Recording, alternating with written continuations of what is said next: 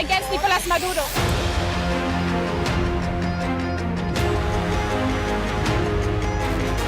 This is by far the most dangerous thing I've ever covered. They dropped a bomb about 150 meters from where I was standing.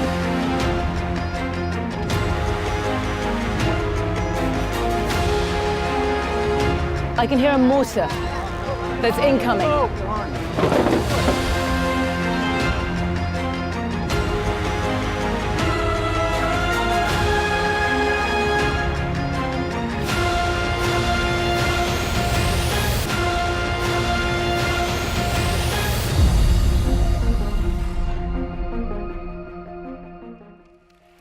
How about that?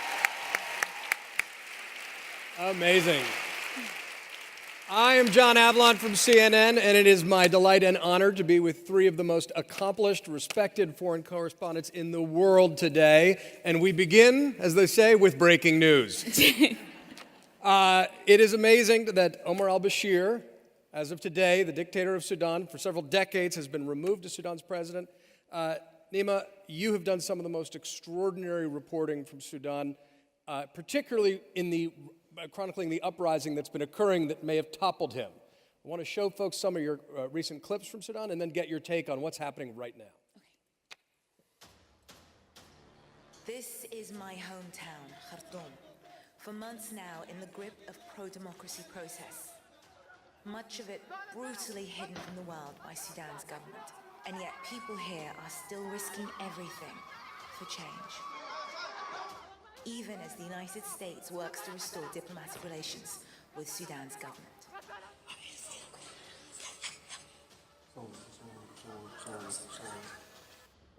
The Sudanese government doesn't want the world to know what's happening. Any journalist caught reporting on the demonstrations risks life imprisonment and the death penalty.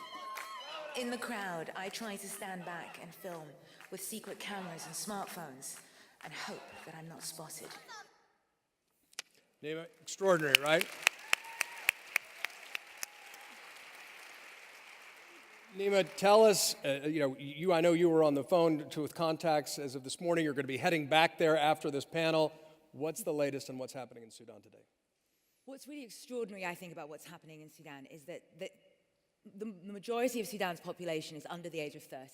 So this is a generation that grew up under this dictatorship. These are his children. These are his boys and girls. They have no freedom of press, they have no freedom of expression, and yet in spite of that vacuum, they have been able to visualize what it is they want. And what they want is what everybody else wants. And even in spite of the fact that the military came out and said, we are removing the president, we are giving you what you want, they have the persistence and the bravery to say, that is not enough. We will not take. You are not giving us this. This is ours. These are our rights. These are our freedoms. And they're still out there, outside of the military HQ. They're refusing to leave. And what has been so extraordinary to me, I mean, I'm 40, so I have known nothing other than Omar al-Bashir. I have never voted in an election in my own country. I voted once in England, and I turned up with like 8 different forms of ID, expecting there to be like some kind of military guard, because I couldn't even conceive of just like you turn up and you go, yes, this is my name, and I tick, and what? This is how it works. But these kids get it, and the way that women have been at the forefront of that. The rest of that piece, which is way too long to show you, was 2 women, 2 girls actually, 21, 22, who had been tortured by the Sudanese intelligence services, who were able to show us, to describe to us where the torture houses were. We were able to use Google images to find those torture houses, and they insisted on having their faces showed. They gave me their full names, and then one of them started to get agitated at the end of the interview, and I was thinking, oh, okay, do I need to step in? Is she not comfortable about her choice? And I said, are you okay? And she said, I just need to know when we're going to wrap this up, because I'm going back down to the demonstration. And I don't really have the time to spend with you. I need to be down there making sure that they fulfill their promises to us. Fearless and holding power to account, still, even after the coup. Lynsey, fun fact, you and I and Nima first met in the town of Abyei in South Sudan in 2011. It's a very unlikely way to meet and make friends. Not in that fashion. But you know, a lot of work that first brought you to prominence was in surrounding Darfur. Sure. And given the Sudan in the news today, give us some of your thoughts about the toppling of... Sure. Sudan was and is one of the hardest places I've ever worked. I covered the war and the genocide in Darfur for 6 straight years. So it was almost impossible to get in sometimes. I had to walk from Chad. I had to cross rivers, meet up with the rebels, go around on the back of their trucks, sleep in the desert. And then sometimes when I could get a visa, it took me months, and when I did get to Khartoum, I had to wait for months or maybe 35 days just to get a visa to go to Darfur. And then at that point, it was more time to even leave the guest house or wherever I was staying in Darfur to start reporting. And the same people who would give me the permission to report in the camps in Darfur would arrest me the next day when I would go to report and say, "What are you doing here?" As if they had never met me. So, I mean, the psychological, and so they break you down so much that you almost don't want to cover the story. And that is a very smart tactic, because to go there, you needed to prepare yourself emotionally on so many levels. And I want to tell the story of Chol, but first let me go to Alexandra so we keep this moving and fair and balanced in a genuine sense. Venezuela, that's where you've done some extraordinary reporting, and you and your team just received an Overseas Press Club Award. Congratulations for your coverage of Latin America. Big deal. And you say, and this really struck me, that Venezuela is a country devoid of fact. Talk about the challenges of reporting in that kind of an environment where you are the one finding the facts in the face of overwhelming obstruction. Sure. So Venezuela is one of the most catastrophic economic freefalls in modern history, and we don't really know how bad it is. So the government has stopped publishing almost every single indicator. So inflation, GDP, maternal mortality, malaria rates, emigration, homicide, it's not there anymore. And there are very few NGOs present, and until recently the UN didn't really have figures either. So it's essentially a black hole. Venezuela is also a very politicized story, and people around the world see it through an ideological spectrum often. So you have interested parties across the spectrum pushing their own narrative and their own estimates. So it forces you to try to be as rigorous a reporter as possible and drill down to the very seed of what's happening. So Venezuela's in hyperinflation. I could see that because every week my grocery bill was literally twice what it was the week before. And we knew people were leaving in droves because they would just disappear. People you'd see one day would suddenly leave. There were no more goodbye parties. People just fled. So, it forces you as a reporter to be more creative in the way you try to find ways to tell the story, drilling down into a community, or profiling one single person that kind of exemplifies all that.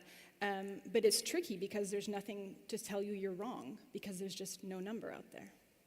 But you try to take the individual story and make sure it's emblematic of a trend that you can measure as best you can. Of course. One way to fight the disinformation wars. Right. So one instance, I took a bus with Venezuelan refugees for 2 weeks going from Venezuela to Chile, and we crossed 5 countries, and at every step of the way we were asking the border guards, the hawkers, the Venezuelan migrants, the bystanders, how many people have you seen go by? What kind of people? Where are they staying? Are there trafficking networks? And bit by bit, you start to accumulate a picture. And that's a way to do it, but on the front lines. Lynsey, according to the UN High Commission on Refugees, we've got one person forcibly displaced from their home every 2 seconds. And all of you work in different frontiers of this problem. But one of the stories that you brought to life is that of a young person named Chol. Tell us his story. So I think we can all say that we try never as journalists to insert ourselves in the story, but this was a case where in 2015, I was covering the Displaced series for the New York Times Magazine, and we followed 3 children who had been displaced by war. One South Sudanese boy, Chol, Hana, who was Syrian, and Oleg from Ukraine. And when I met Chol, he had been on the run for about 2 months. The government had come in and attacked his village in Lair in the middle of the night. His father was put in a hut and burned to death. And he and his grandmother and sister ran into the swamp and were hiding. And his 8 siblings and mother stayed behind. And he ran for his life and swam in the swamps. He was eating whatever they can find, whatever they can fish for. And eventually I met him in a place called Nial.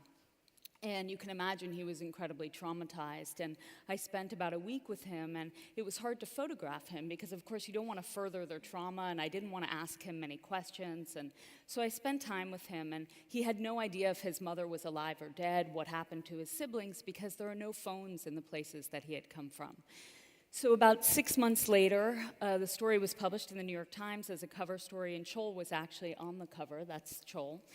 And about 6 months later, I got an assignment to go to Lair, where he was from. And I thought to myself, and that assignment was for Time magazine. And I thought to myself, maybe I can find his mother. And then I thought, okay, what are the chances of finding one woman in the entire area of Lair? So I went to Lair, and I started asking the ICRC, which is responsible for family reunification. And I said, is there any chance I can find this woman? This is her full name, and this is her village.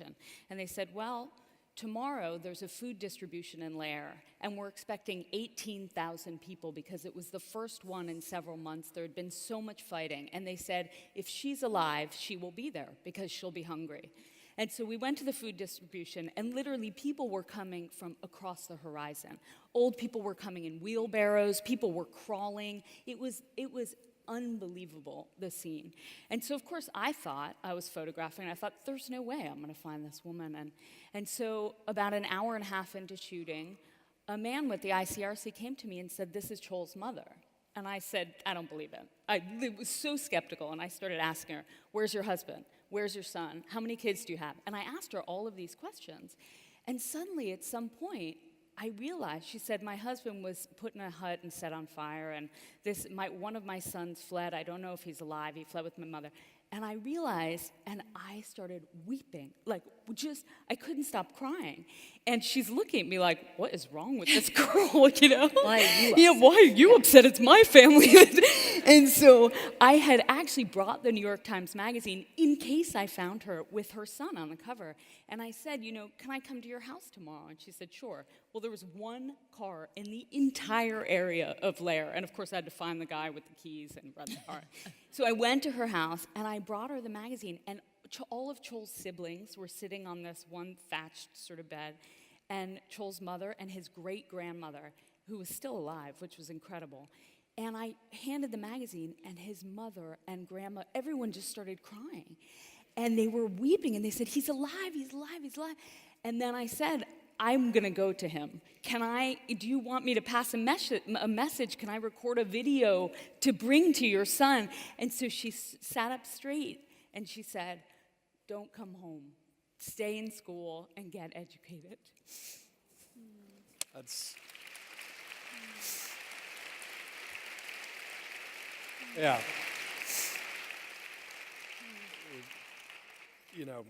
It's stories like that bring it home what the stakes of our work is. And I think what you all exemplify is not only the changing face of the Force Correspondent, but the way that you all can report stories in different ways with more of a connection to folks than maybe was typically accessible. And Nima, I want you to tell a story about the trafficking story you did in Nigeria, because it's an extraordinary example of that. But first I want to show a quick clip of it. I don't want to say here, we have both sides here. We have both sides. We have kicks. You know kicks? We have kicks here. You just have them in your bag. So, they don't. So we can't travel without the contraception. You get them from you. Get them. You're not paying them. You get them from you. As part of Part of the journey. You'll get it first. Because the women are abused. What happens? The women are abused on the trip. In Libya. In Libya? What happens? They get pregnant.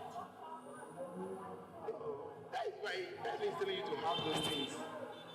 It's not a guarantee. Sometimes, we have to meet one of them, like see somebody and say, I would like to assist you. You know what it means. Don't tell me you don't know what I'm saying. Get on. That is on the front lines. Tell us the context around that story. We had done a story a few months before that in Libya, where we were able to get access to the slave auctions of African migrants. And what really stayed with me after that story was that as much as that story had resonance, we had only really told half of the story, because we hadn't told what happens to the women. And what happens to the women is that sexual slavery is part of the price of admission for the trip to Europe. So when you pay to be smuggled to Europe, you are, so that was a smuggler in that video there. They tell you, well, just in case you need to take contraception with you. Some women on the eastern routes coming out of Eritrea will take the contraceptive injection. On the western route, they will give you condoms, or they will try and get you to start taking the contraceptive pill earlier on.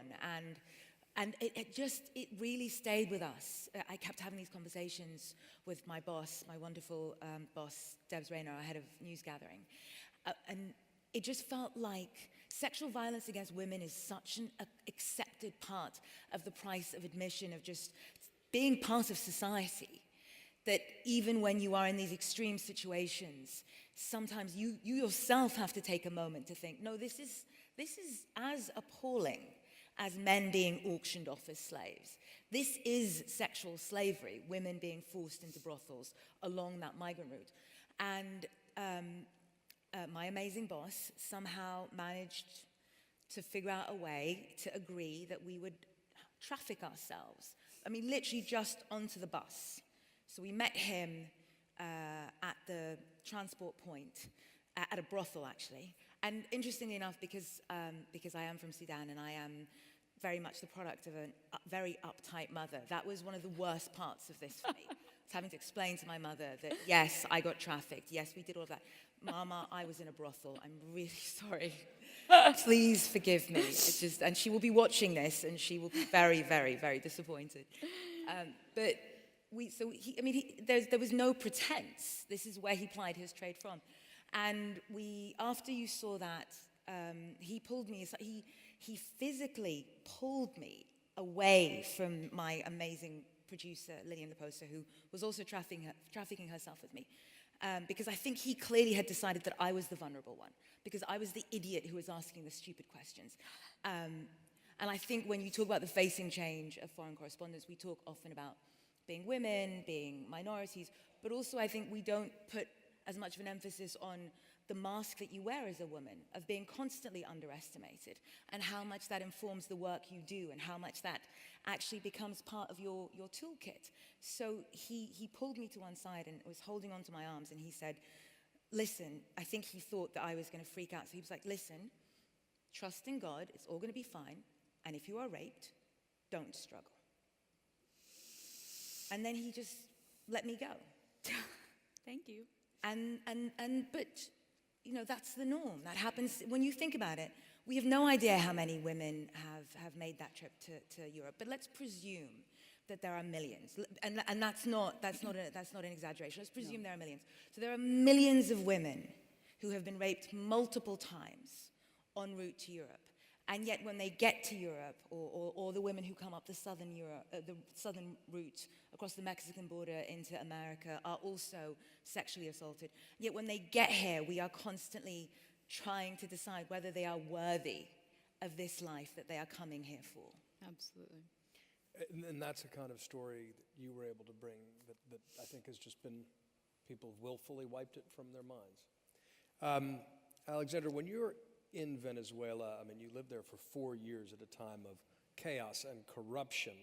And recently, Secretary of State Pompeo just basically ordered the Russians to get out of the country. And I think one of many things that people don't adequately appreciate about what's going on the ground is Russian involvement in Venezuela. Tell people about what you've seen. So for a long time, Venezuela's big financial backer was China. They pumped in tens of billions of dollars in return for oil. But then they grew dissatisfied because their oil projects weren't taking off. Venezuela was slow in repaying them, and a lot of the Chinese nationals in Venezuela had been victims of crime. And that's when Russia came in, when the Venezuelan government was really desperate, needed cash, and only really had oil to offer. So through Russian oil company Rosneft, Russia started scooping up a lot of oil projects and extending loans, life-saving loans, to President Nicolas Maduro's government. In 2 occasions, sources have told us, Russia actually saved Venezuela from a default. So Russia has implicated itself hugely in the Venezuela crisis, defying the United States. Politically, they've proven a point, but economically, everything indicates it's been quite disastrous, actually, for Moscow, because their oil projects aren't doing well. There are constant blackouts. There's crime all over, the isolated areas where there are oil fields, and Venezuela just isn't producing any oil. But it's clearly a major political statement, and it's part of the bigger geopolitical battle over Venezuela. Has it been purely an economic propping up, or has there been military assistance of that nature as well? Well, recently, Russian plane came in with soldiers, and there's still a lot of mystery about exactly what they're doing, though everything appears to indicate that they're there to protect Maduro in case that the protests really swell up, or in case there's any kind of military attempt to bring down the regime. His insurance is basically Russian troops. Venezuela, Sudan, these are ripped from the headlines, hotspots, but Lynsey, you just got back from an extraordinary reporting trip, even by your standards, where you watched the fall of ISIS in Syria. My mother is in the audience, so Apologies in advance. I actually was not intending to go to the front line in Syria. I was I'm doing a story on women in the military, and so my intention was to stay away from Baghouz, which was the final stronghold of ISIS, and to just work in Kurdish areas where there are many women fighters. And when I got there, the first interview I had was with the head of all the women in the country, fighting in the country. And she said, well, all my toughest women are in Baghouz fighting ISIS. And so I turned to my security advisor and I said, we might have to go to Baghouz. And he rolled his eyes and said, of course. And so we headed down. And what was interesting about Baghouz is, and I think that your colleague Dan Wiedemann was doing incredible. Wiedemann was doing incredible reporting, because the U.S. government was saying one thing, like, okay, ISIS is finished, but when we were on the front lines, we were getting shot at by ISIS, and their positions were 150 meters away. So I think that in and of itself, really tells the story of the importance of frontline journalism, because we were able to say, actually, that's not the case. There were thousands of women and children, and some men were surrendering almost daily toward the end of the fight. And it was an extraordinary scene. I mean, there were Americans, women from Finland, Britain, from all over, and pledging allegiance to ISIS. And those interviews were extraordinary and incredible, because now is the question, of course, with what do we do with these people? Because many countries are saying they won't take them back, but you can't keep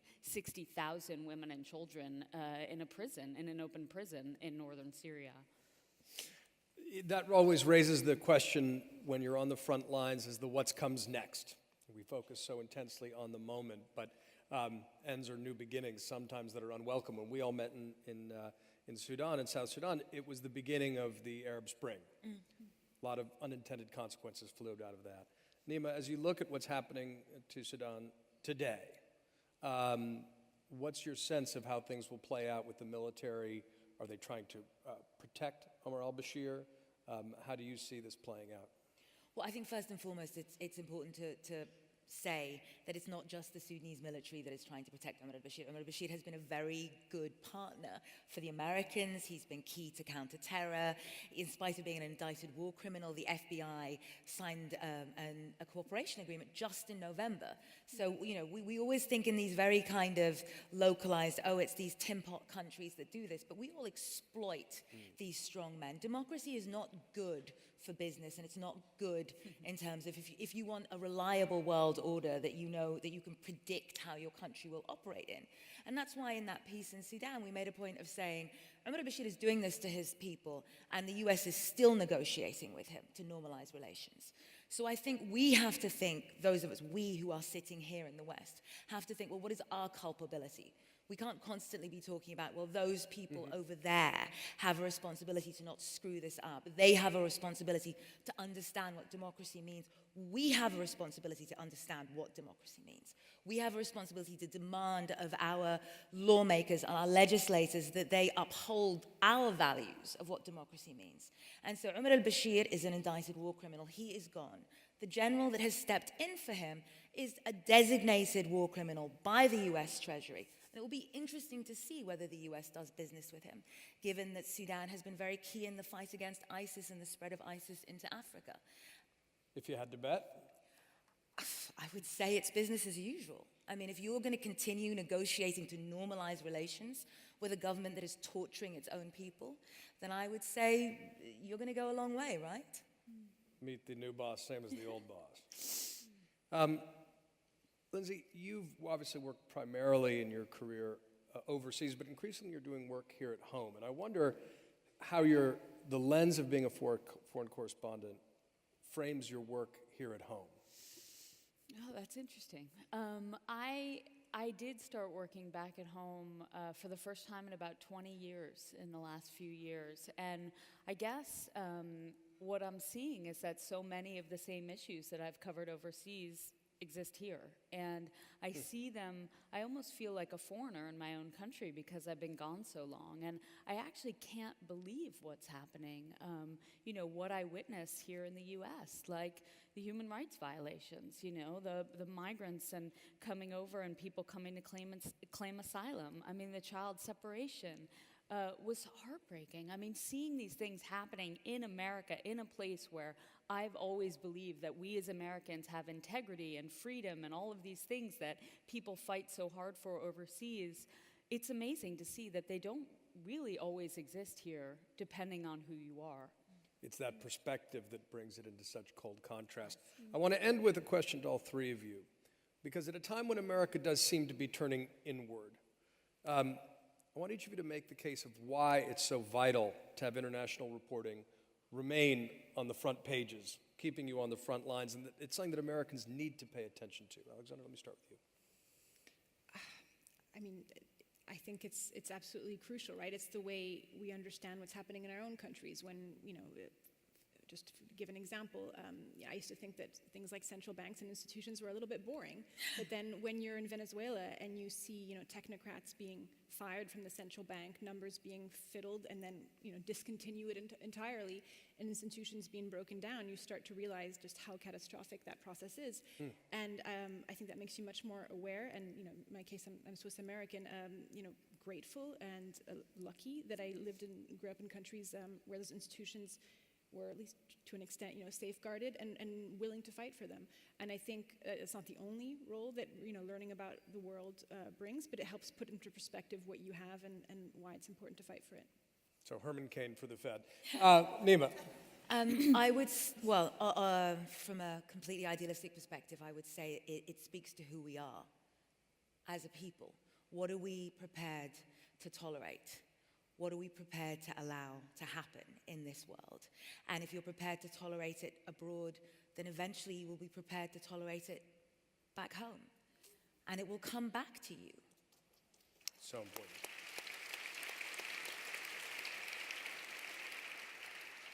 Lynsey? I guess what I realized when I first started working abroad is how so many countries look to the United States to help sort of perpetuate freedom, to help make sure that the things that they want in their own countries, they sort of look at us as a police officer overseas. And I never really realized that growing up here. And so I think it's very important to hold not only other leaders accountable for their actions, but our own president and our own country accountable for our actions. Ladies and gentlemen, let's thank these extraordinary journalists on the front lines. Thank you for what you do every day. Thank you.